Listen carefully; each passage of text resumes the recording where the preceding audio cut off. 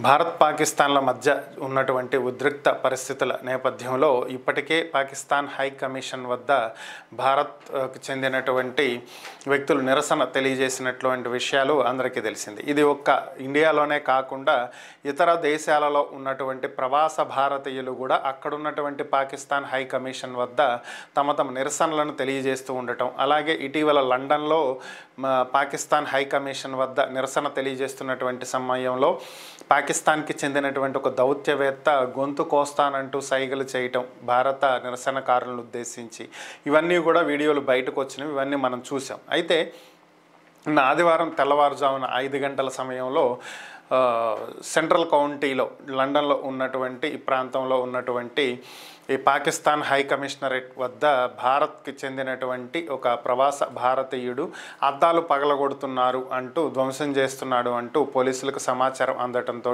అతను అదుపులోకి తీసుకోవటం జరిగింది.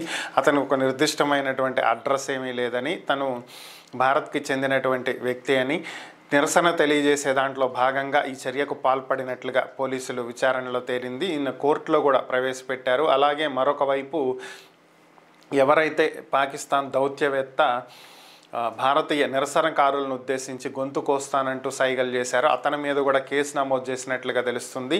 అతని మీద కూడా లండన్ ప్రభుత్వం చర్యలు చేపడుతున్నట్లుగా ప్రస్తుతం మనకున్నటువంటి సమాచారం.